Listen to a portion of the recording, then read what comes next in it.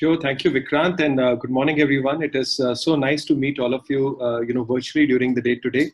And thanks so much for joining this particular session where we talk about today a very, very important concept in selling, which is the entire concept of social selling.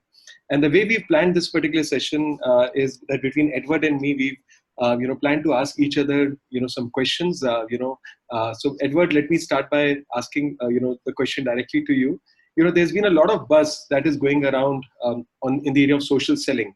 So could you tell us a little bit more about what is social selling all about?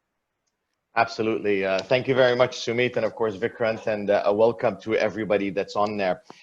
It is a bizarre concept for a lot of people that have been in sales for a very long time. And I include myself in that, considering it's been about 24, 25 years. We've seen quite the evolution to get to where we are today. And some of us, in fact, on this call might remember that our careers in sales started as a door-to-door salesperson. From there, of course, we evolved, or we got better at what we do, and we were told cold calling was the way to go. And after hammering down that phone for non-stop hours at a day, we felt there was a better way to go around that.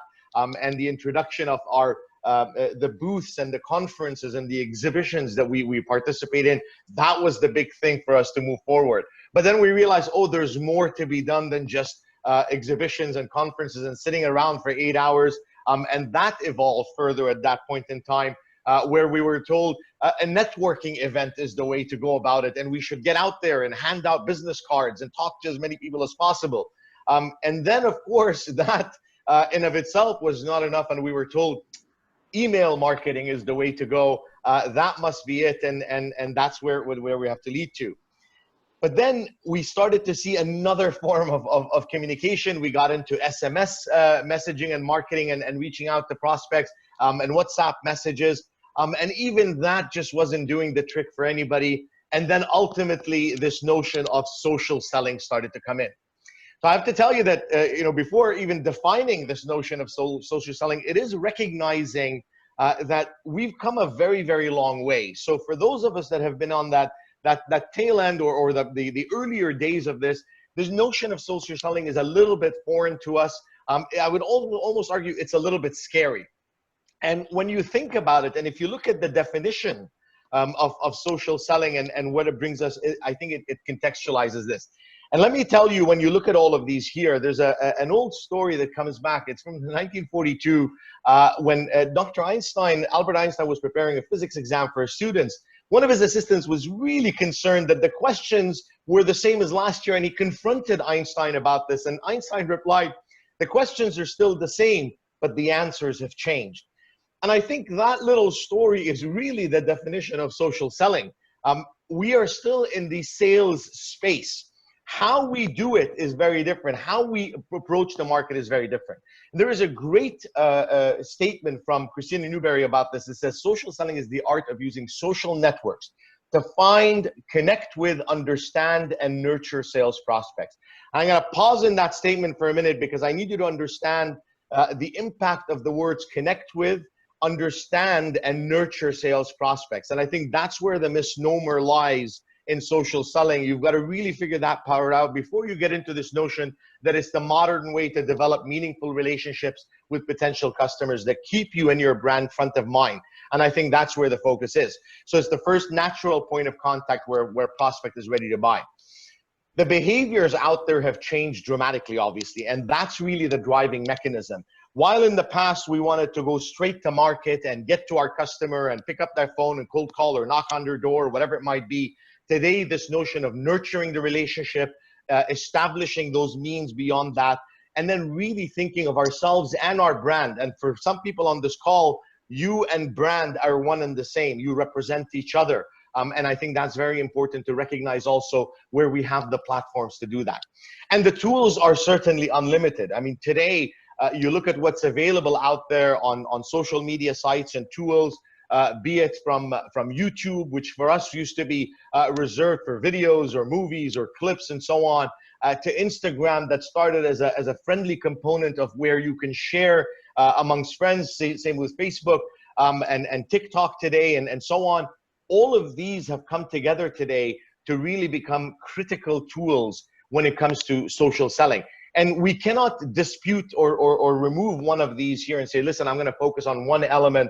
Really, to capture social selling is about looking at all of the avenues that are available to us. Some will work, some will won't, based on your business. And really, we have to do a bit of self-reflection and understanding of these elements. But it's certainly no shortage of sites or tools that we're able to use. I'd love to, I think we're going to put up a poll right now. We'd love to hear from those that are on the call. There's a poll that's coming up. Is how good is your organization on social selling? And you've got four components that are there. We've got set processes and a mature network. And a framework. We do social selling, but can be better planned. We've just started to use it. And for some, it might be that they don't engage at all. So let's take a few seconds now. We'd love to see you answer that as soon as possible. And then we'll share some of the results and have a chat about that. So I think the poll should be visible to everyone now, and if you could please, answer that, on the poll, everyone.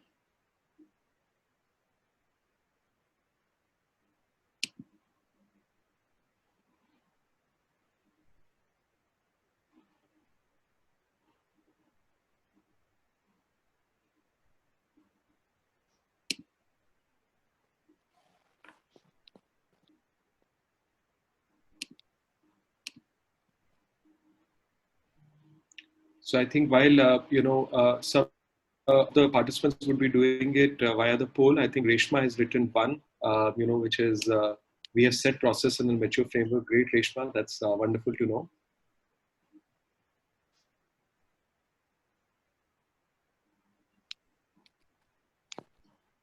I think it'd be very interesting to see some of these results, Sumit. Very often we hear, and there we go, here are the results there. I think, as we suspected, maybe some kind of falling into that middle category. A good 70% or 60, 70% are sitting within, we do it, but it could be better planned. And for some, it just started with social selling. Any thoughts on this? Well, I think,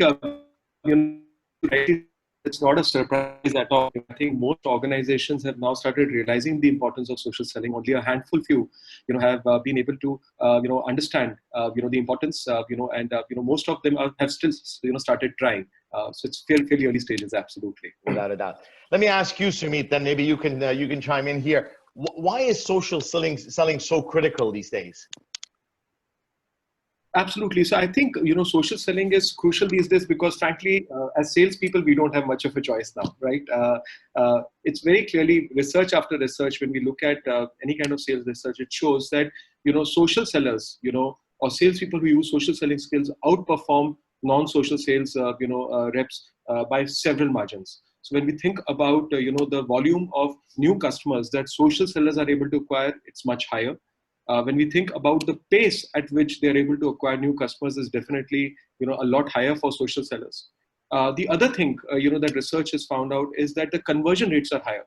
And that's because what happens is that when you have mastered the art of social selling, you are able to pull in the customers to you rather the push mechanisms. When you spoke about the evolution of sales, Edward, I think the elements that you mentioned, which was cold calling or door-to-door salesmen, I think some of them were the push methods that we were all forced to do as sales, people, because there was no other choice. But in social selling, what you can do is you can pull more validated needs, to you. And when I'm able to pull more validated needs and leads to me, the conversion rates are bound to be much higher than the traditional sales, methods can give.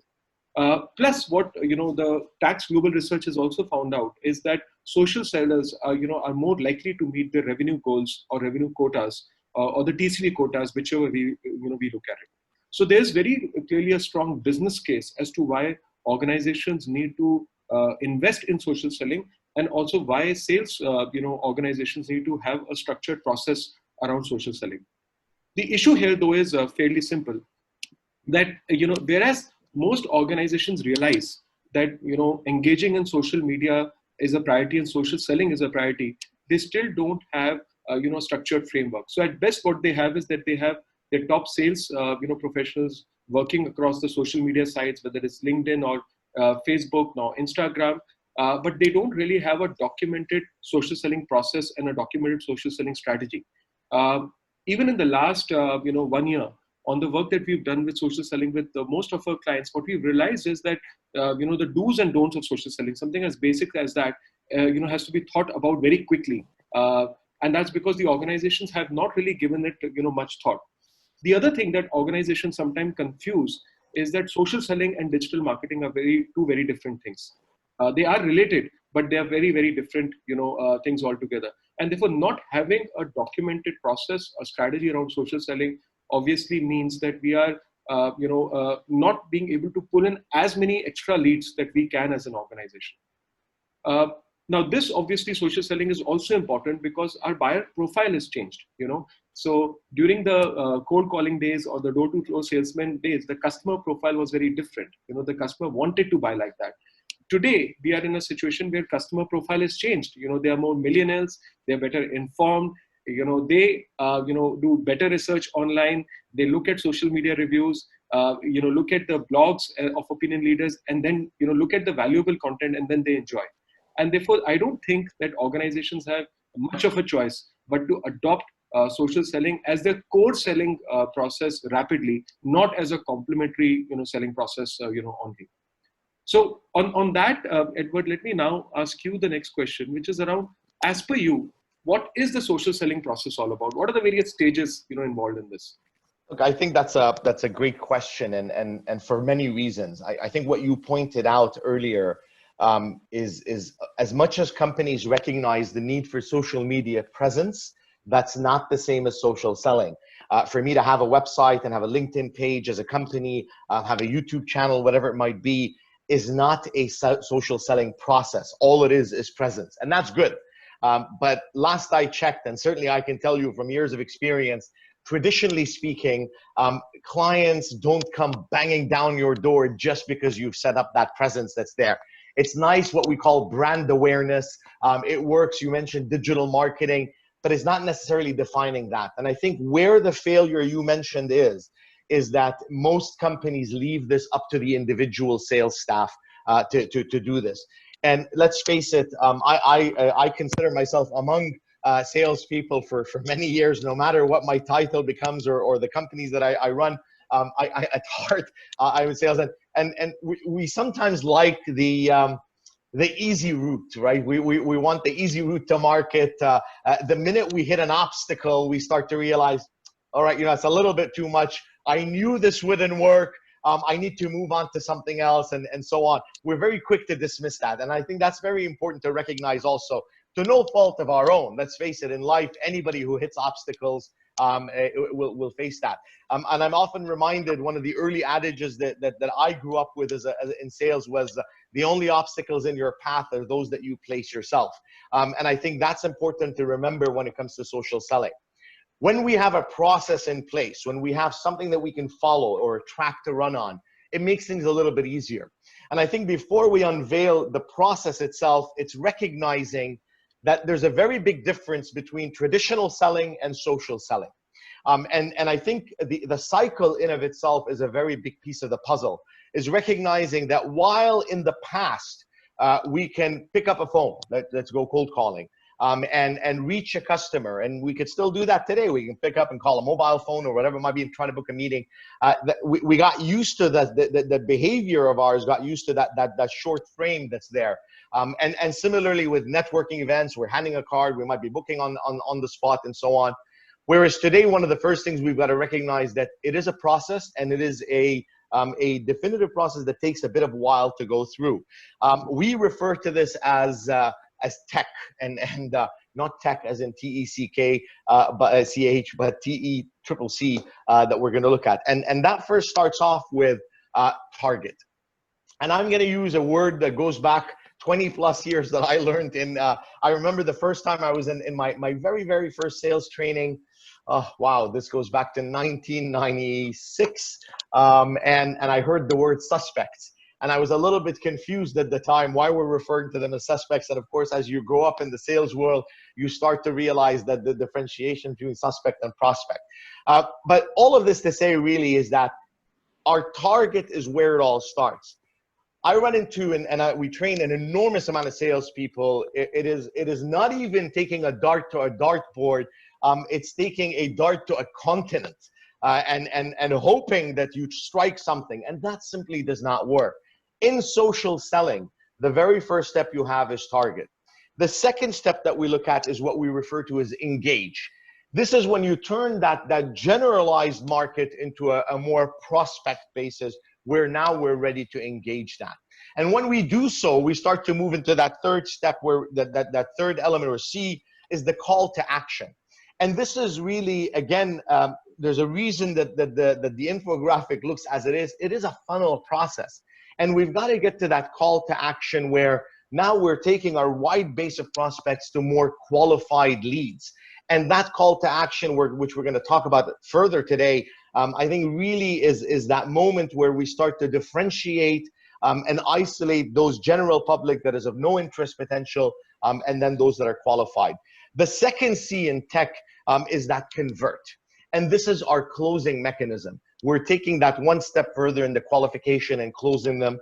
But then it's that third C that in social selling matters more than any sales process, and that's the champion. And I say champion because while we've all been trained in the fact that when you sell, a referral, somebody who endorses you is a great element. And that used to be in the old days where it's an endorsement of one-to-one. I've got a happy customer, a happy client. They tell a colleague, a friend of theirs, whatever it might be, and we've got another sale that happens or another opportunity that happens. In the world of social selling, these champions' voices have been expanded dramatically. They've been amplified. And that's why that last C becomes so important, that if we get this right and we manage to convert, we end up with these champions, these ambassadors of what we do for a living. And then it's recognizing that that process starts all over again, where we're taking that champions and we're moving back to that target component, and really starting that process. But it is about also leveraging those champions, and we'll talk a little bit about that in a few minutes as well. So if we look at kind of the objective, or what we want to get out of each of these steps here, in the target step, the notion here is that we've got to start to think through, be it in industry that we want to work on, be it in associations and promoters that are there. We want to look at who is it that we're going to reach out to, and the content that we produce has to target those prospects. Again, if you're looking for a needle in a haystack, it's a very difficult part. However, if we identify with that target, those target prospects, we're able to do a better job. On the engage side, on the other hand, we have to start to look at doing things a little bit differently also. It's about connecting and interacting. Again, I'm going to use LinkedIn because that tends to be the most common platform for everybody. That doesn't mean that you shouldn't be using the others, be it Instagram or YouTube or Facebook and so on, for business, and now TikTok for business and so on. All of these are available. However, I'm going to focus on LinkedIn because I think, as every salesperson agrees, that's the common element that's there. We connect, and that seems to be fine. We might send a general message. We don't do much beyond that. But then the interact part seems to be missing. And the interact goes before sending the offer. It's about the compliment, whatever it might be. It's about engaging them a little bit further. It's building that momentum. And that's where that relationship starts to build. People want to buy from those that they trust. And simply because we connected on a social media platform has not built trust yet. I need to build up on we talk a lot about that trust equation, the notion of credibility, intimacy. I've got to get to know you, and reliability. And as I said, simply sending that connection request is not something that builds up credibility or reliability yet. We've got to build into that. So from an activity on engagement, and this is where the onus is on us, it's not just that you're posting content, say, I've done my job. It is about commenting. It's about liking posts. It's providing value for the community. And social selling is about community, and that's a very important one. Once we've done these, we move on to this notion of call to action, and that's a very important piece of the puzzle. Because here, we're able to now start to see these prospects move into different areas. We're now starting to invite them to various groups, our pages, the channels that we have, the events, webinars, mailing lists. We start to build up a more robust experience where we're asking them to do something. That something might very well be attend the webinar. It might very well be a comment or an engagement in a survey, anything of the sort, which allows us to move that further before we ask for that commitment of a phone or video call or anything of the sort, or even more so a private message. So there is that process there. That conversion and close, that second C, is taking that lead offline. And that's, I think, a very important juncture where we've done a great job online, we've done everything, but oftentimes the conversation stays there. They like the engagement, they've attended the webinars and so on, and we've got to get better on that movement of taking it offline, email, whatever else it might be, however you engage over the phone. But it's that now getting them into the space where we can do what we do in the traditional sales process. So social selling isn't a standalone or a replacement to traditional selling and our sales approach and meetings, but rather it is an add-on and subsequent an extension to that sales process, which allows us to obtain the commitments and then subsequently close the sale. On the champion side, and I mentioned how important this is, when these people are our customers, we want them to promote us and give permission to do so. Literally just yesterday, we had finished, in fact, it was a program on selling through distributors, and we got the most compelling testimonial via email from the client. I mean, I can tell you, Sumit, it was absolutely heartwarming to see. And there was a kicker in the line. She said, "You have my endorsement for just about anybody who would want it." Wow. And that one, now we can sit there and say thank you and oh, we're so very happy, but it's what we do with those kind of endorsements. That's kind of the gateway that tells us, look, you know, we've got your permission, we'd love to put this out there, we'd love to promote that online. And that's important because that's value content. People like to buy from other people that they know. People want to hear it from others' mouthpieces, not from you. So this notion of referrals and testimonials and reviews, the cross promotion that takes on, all of this, our champions, our customers are really the best place to help us because that content is invaluable in social selling. So that's kind of a bit of an overview of what it looks like when it comes to that process of tech, and there's really a number of ways to put that together. Sumit, I feel like I've been talking for a while, so I'm going to turn this over to you. What advice would you have for organizations today that can enable their social selling processes? Absolutely. You know, I'll be happy to talk about that. And, you know, after this question, what we can do is that we can take a quick pause. There are a few questions which are coming from the participants also, and then we can answer them together before we move into the last area. So I think, you know, it's a very critical question, which is what can organizations do to enable social selling? I think I'd like to start by sharing a story, you know, as an answer to that particular question. In the year 1910, you know, there was a race that was happening to see who will be the first person in the team to reach the South Pole. And this particular race, everyone was going between two people. There was Captain Robert Scott, who was in the British Royal Navy Army, and there was Roald, who was a polar explorer. And both of these teams, you know, really started this race together. The starting points would have been different, but they started it together. And what was interesting to see is that both of these individuals followed and their teams followed a different strategy. So what happened was that one of the teams, the strategy that they followed was that why don't we, you know, reach to the South Pole and try to come back alive.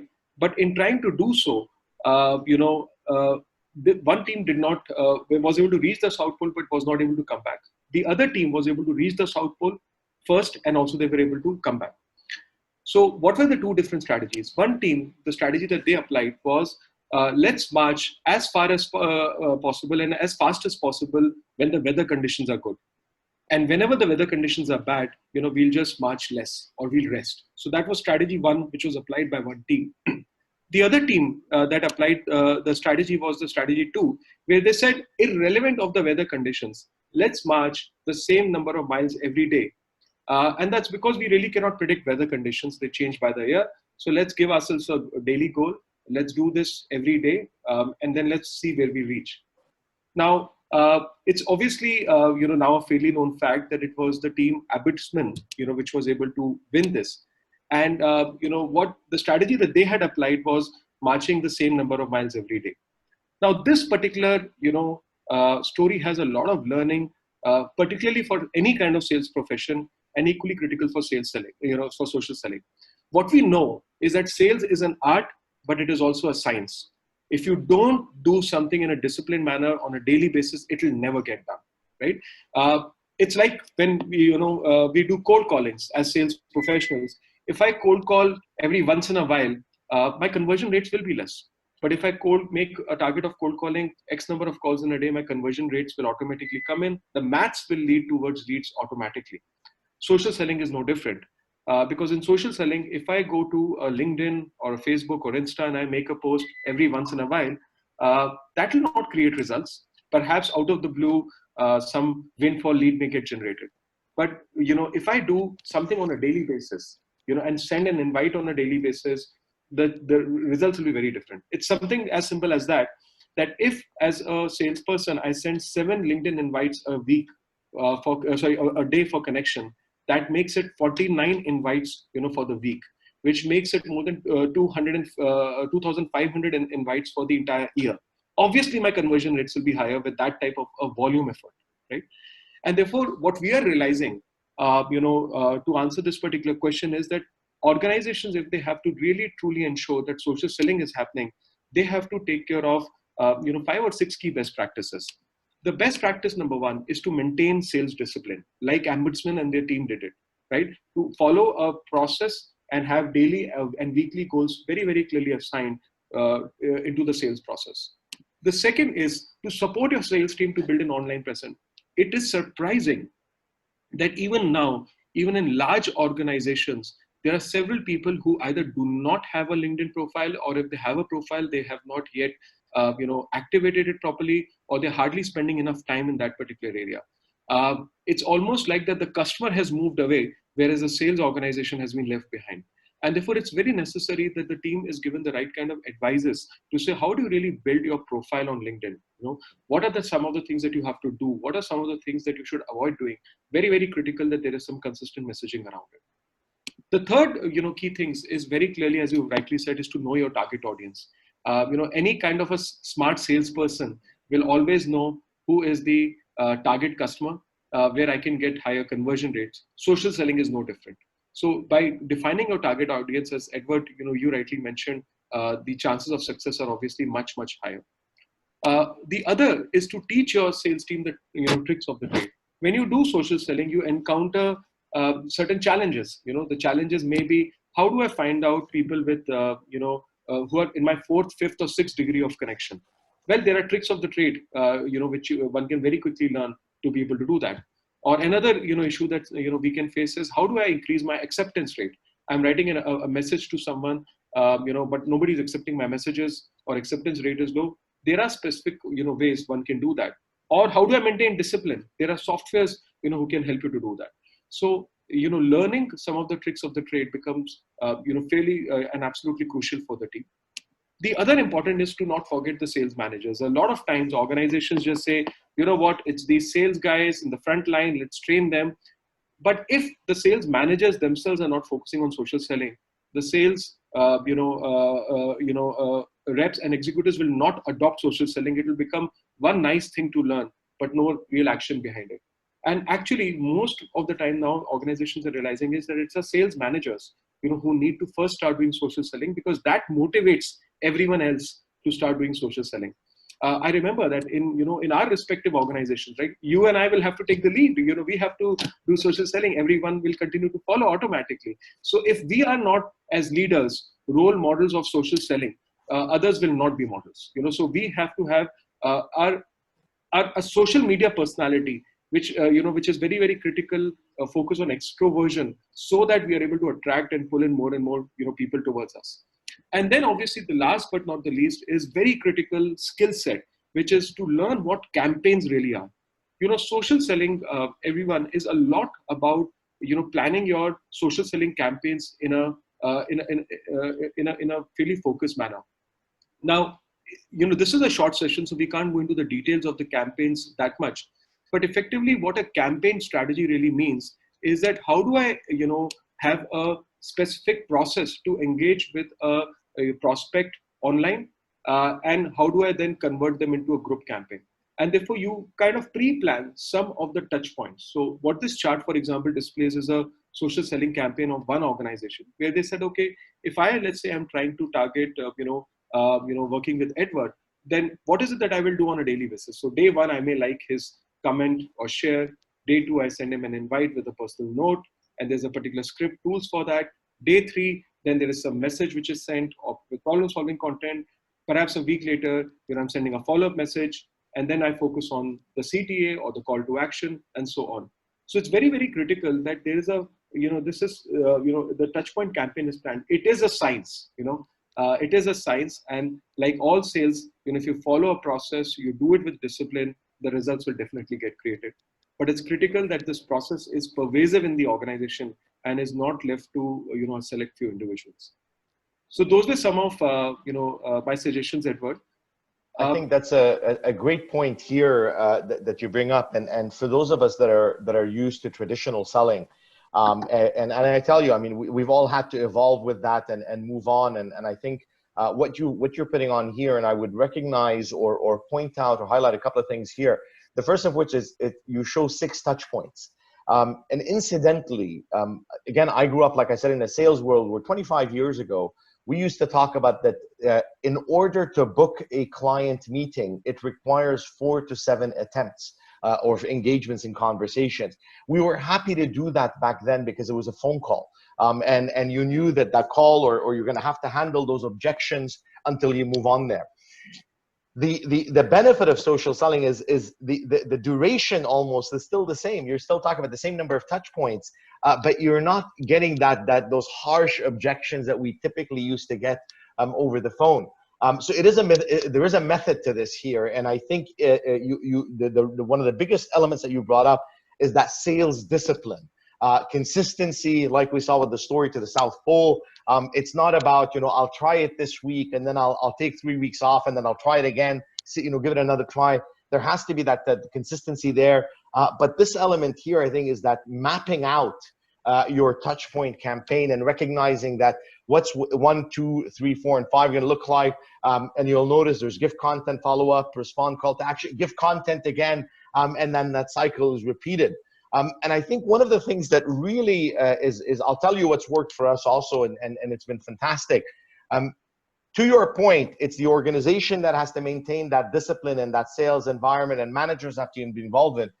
But I would also go further and say that everybody should get involved. If we are a sales-centric organization, that our livelihood is dependent on selling, whomever it is in the organization, they have a responsibility to support that mechanism. So when the posts, the articles, the webinars are coming out, it's a rallying cry for everybody around us to support that, because social selling or even social media at the end of the day remains a community. And a community requires a number of people to get involved. So I think for those who are in a leadership position, they have an opportunity to engage their teams further beyond just the sales team to say, guys, what can we do? What can you do? Let's all support this and get that message out, because that, again, that message gets amplified, and that's a very big piece of it. The second one is there's a note on your second touch point that says automate. The tools out there are absolutely phenomenal. We use, of course, LinkedIn Sales Navigator. There's Phantom Buster that kind of is an add-on that you can utilize, and the list goes on and on how you can automate that process. However, if I can kind of a word of caution, if you just jump right in and say, let me do this and I'm gonna just get started today and just go with it, or start these automation processes or some of these tools that are available, inevitably you will fail out of frustration. You will realize that you're doing it as piecemeal. There is no, as you said rightfully, a scientific approach, a methodical approach to this here. So I'd almost say take a step back, recognize, use tech, and then as Sumit had just gone through, this notion of the touch point campaign has to be clearly identified. So you've got that track to run on, and in your agenda or your calendar or your planning every day, or day 2, day 5, day 9, whatever it might be, what you intend to do. And that kind of process is very important for us to make sure that we eliminate frustration. We've got a strategy that we can run with, and we've got actions at every single component. Absolutely. Thanks, Edward. I think before we move on, I could notice that there were a few questions, so let's just look at some of them. Madhav has asked 2 questions. Question number 1 is, has it come from one-to-one to one-to-many, and that to expanded like ocean? Do you want to take that? Sure, I could. Look, I think the benefit of social selling and social media today is we have the ability of reaching thousands upon hundreds of thousands upon millions if we wanted to. And again, I'm not saying that that's what you should do. I'm just pointing out that the ocean is already there. Our ability to target, and it could, I mean, we could decide that our target market, depending on the industry we're in, the geography that you're at, it could very well be that you've got a 2, 3, 10 million target audience, and you've got to filter further down. So I think that's a very important component that's out there. But it is that one-to-one element, is that recognizing, same with the touch points that we have, is those are individual elements that are taking place. You're reaching out to people, you're engaging that one person, you're building that relationship, that trusting environment in order to, through content and through other engagement mechanisms to then turn it offline.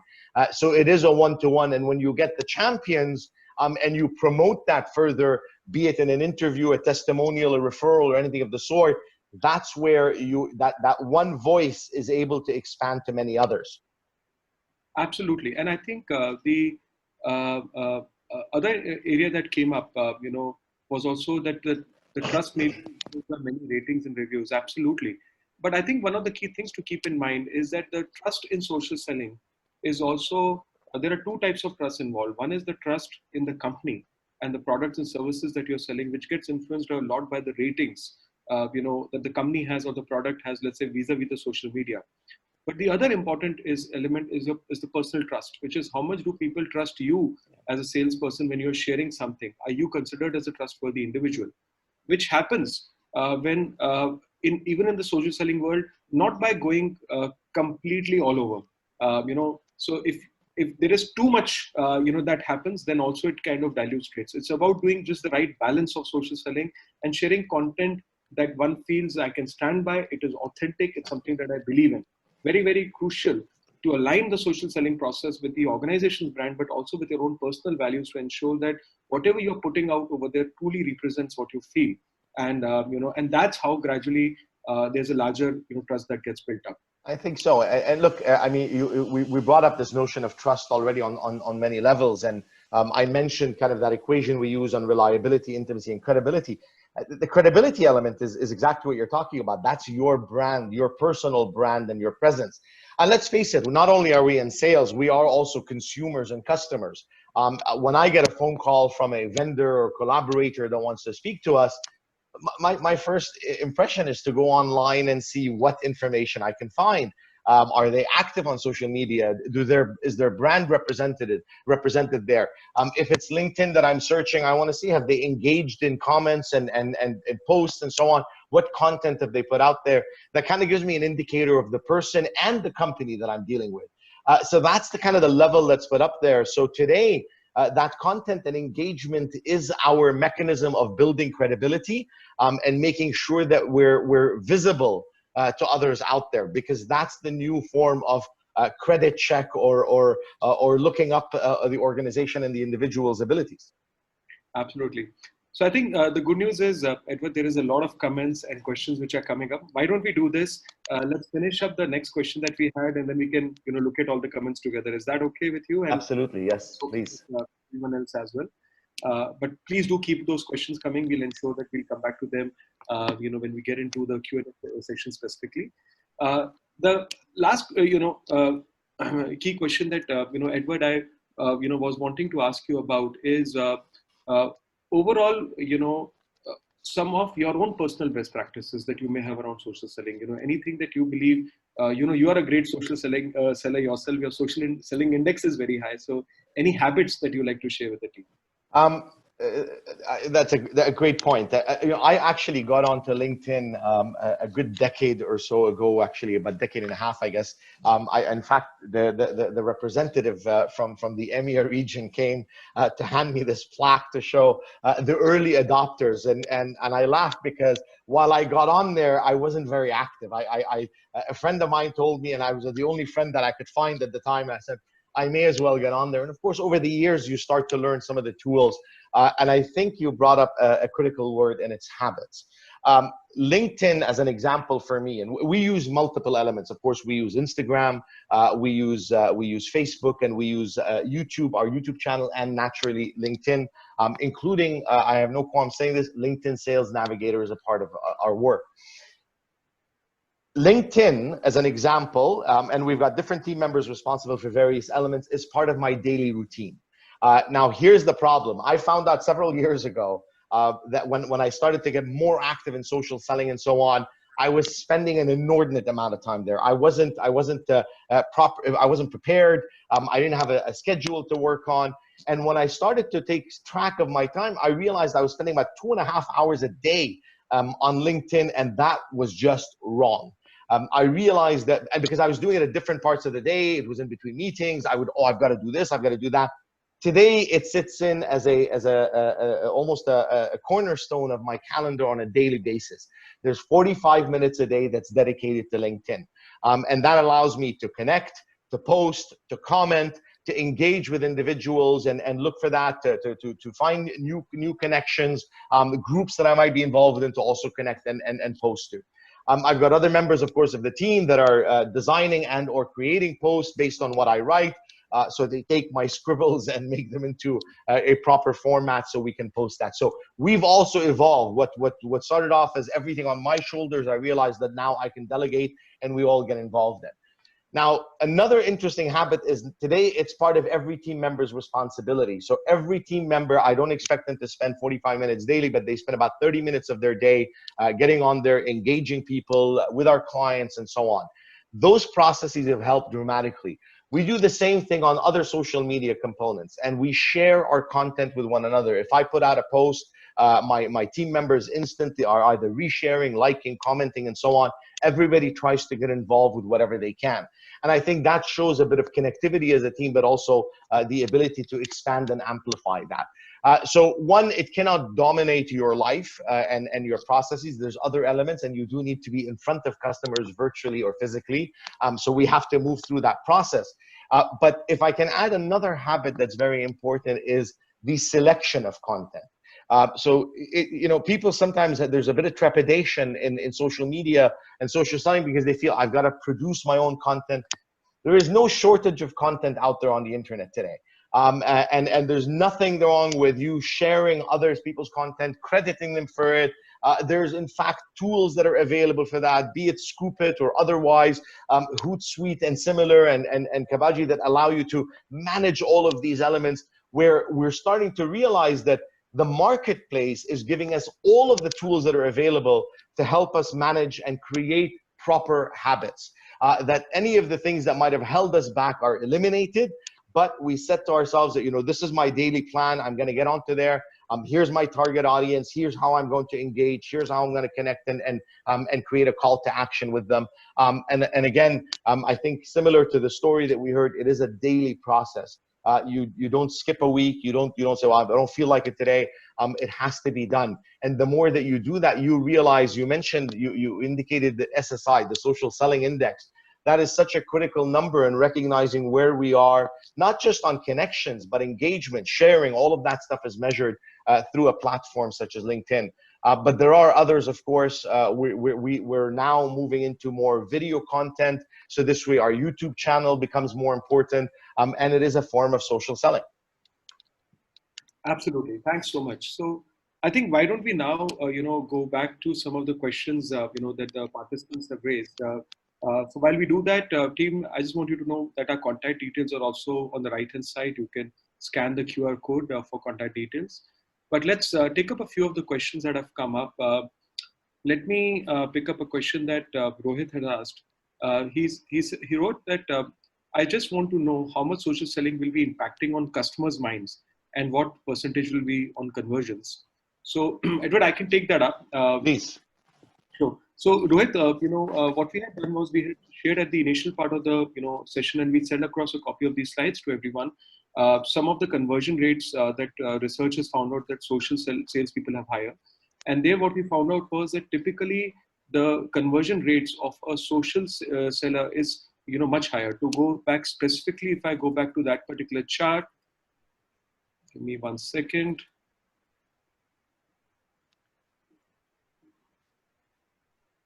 Primarily, what we found out was that the conversion rates were 46% on new customers versus 31% that non-social sellers have. And obviously, both of them are high-performing rates, of these individuals.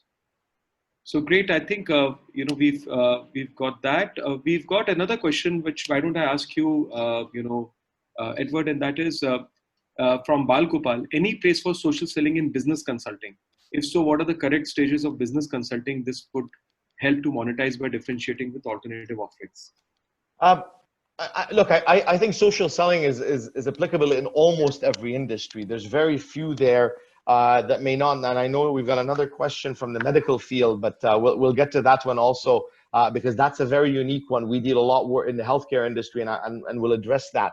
I think business consulting, by definition, if you're a consultant, your level of credibility has to be announced to the world, and that's where social selling comes in, where you're able to provide, you have an opportunity in business consulting to be considered a thought leader.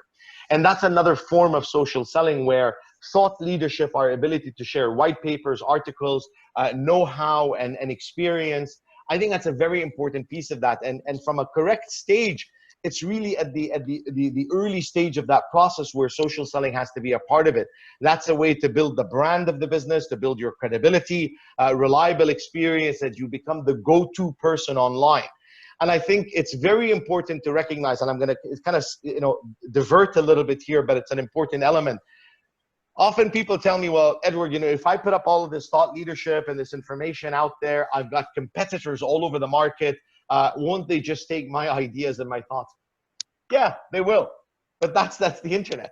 That's the beauty of it. And if we build our content and our presence in the right way, I think it's a fantastic form of flattery that we've got people that might be taking our content or utilizing it.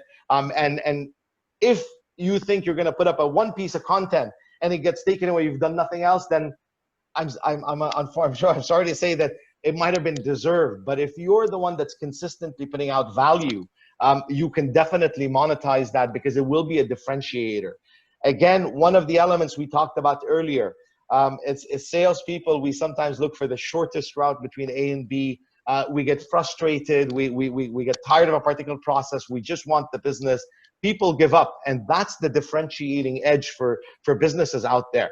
Those that don't give up, those that are consistent in doing so, those that are building a brand out there and continually put out that content and engage people, that will pay back without fail. We have seen it. We've seen the conversion rates, I would argue, significantly higher than the percentages, but the ones that Sumita shared are the averages in the market for social sellers versus non-sellers. You would be amazed, but it does take patience and consistency to be able to do that. Absolutely. And I think just to build up on what you've just said, and to also pick up the question that Malcolm has asked on whether or not in medical sales organization can we use it. I think let's just take it out at a more broader level, everyone. If you think about how organizations sell, there are 3 or 4 key models, right? One model is the direct selling model, which is typically what the banking and financial services industry will use with relationship managers or the customer service officers in a branch. The other model is typically a distributor, a channel approach, where the auto industry or even the consumer goods industry will typically use to sell it via distributors, and the distributors to the retailers and all. And then there is the B2B model, where a company is directly selling to another company. Social selling has a strong business case actually in all these 3 types of environment, right? Obviously, it has a very strong case for the financial services or any kind of direct selling because, apart from making the cold calls that as a typical salesperson I have to do, I can reach out to a lot more market, but I need to target the right set of customers because otherwise I can go too wide and my conversion rates will be all over the place. Interestingly, even in the channel world where the distributors are selling, there also social selling is coming across as very critical. I'll give a very simple example. One of the world's biggest auto makers in the world, they realized that they wanted the distributors and the area sales managers to take on social selling. Now, why is it important for them? A distributor is selling, let's say, the cars. the area sales manager is taking care of multiple distributors.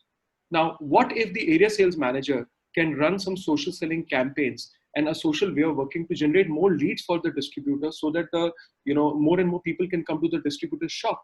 In fact, right now we are in conversations with another large organization in consumer goods industry to do exactly this, which is how do we work specifically in the pandemic with the area sales managers for them to adopt social selling so that they can have higher walk-ins or even virtual walk-ins into the organization, right? And in B2B, in any kind of B2B selling, social selling is very, very critical, because at the end of the day, almost all the B2B buyers are in some platform or the other. Everyone may not be on LinkedIn. What is therefore important is to find out who your buyer is, in which platforms do they exist, and do social selling in that particular platform. The good thing is that the source code of all of these platforms is very similar. So all the tricks of the trade will typically go across all platforms. Obviously there is a deeper side. If I may comment, sorry, because the healthcare industry is a very interesting one, and I know we've got a couple of questions, not just Malcolm, but Balgopal has also actually mentioned that was for healthcare. Look, one, your clinicians, surgeons, doctors may very well be on LinkedIn, and there's a differentiator. For those of you working for a medical company or a healthcare or pharmaceutical organization, your organization does it typically, at least almost every healthcare company that I've seen does a fantastic job. And I'm going to tie that to a comment that was brought up by Nikhil about social marketing versus social selling. They're taking care of the social marketing, an enormous amount. Ads that are on Instagram, on Facebook, on LinkedIn, everywhere imaginable. We're seeing that, and the content is available. And that's marketing and brand awareness. And it's a very important aspect. Social selling in the healthcare sector does not always necessarily have to be LinkedIn centric. There are other elements. You know that your clinicians, your surgeons, your doctors, your pharmacists, nurses are easily interacted with via video content. And there is nothing that stops you from creating a YouTube channel as long as it's within the guidelines of your pharmaceutical company. You're creating small messages, tidbits of those, and directing traffic towards that element there. That is a component of social selling. It doesn't have to be all in one place. And if you're creating it for one platform, let's say it's YouTube, now you've created a 2-minute, 3-minute video message to that doctor, that clinician, that surgeon, which easily can be taken and uploaded to LinkedIn, which widens your target audience and your brand awareness, and then adds to social selling, which can be moved to Instagram and Facebook and so on. It all links in there. So I know that oftentimes, like we said already, that we think LinkedIn is the end all be all. While it is the dominant platform when it comes to social selling, there are other mechanisms. If you're in the retail industry, LinkedIn isn't a whole lot of good for you. You're looking at other mechanisms, and you're looking at Facebook and Instagram as a means to build up to there, whether you're on B2B or B2C.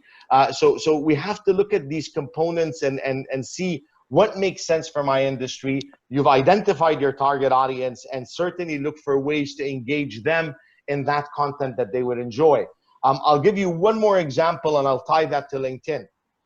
If you write a content piece or an article with regards to the healthcare sector and patient care or whatever it might be, and you do post it on LinkedIn, part of social selling is engaging your potential customers, and in this case, the clinician surgeons, by directing them them and traffic towards that article on LinkedIn. So it still has a critical role to play. We just have to figure out the tools that we're going to use and how to best get that message to them. Absolutely. I think the other, question that has come up, where, I can talk about some other elements, and Edward, feel free to add up, is that social selling is built on mutual trust and usually a tad longer process to convert. How to have higher perseverance, that too in the current pandemic times.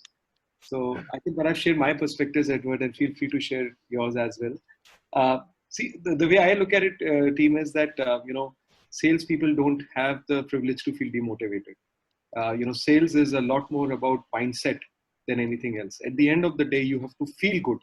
You have to have that confidence in your, capabilities, whether you're doing social selling or you're doing any kind of selling. And therefore, I think, in my mind, I think it's fairly critical that as a salesperson, specifically in the current pandemic, there are bound to be,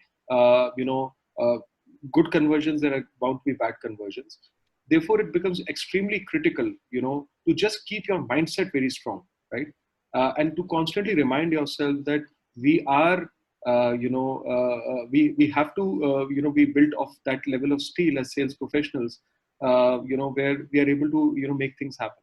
So that's my perspective. Edward, would welcome your thoughts as well. Absolutely. I think, look, if anything, the pandemic has helped in one way where people have gotten more glued to that virtual world.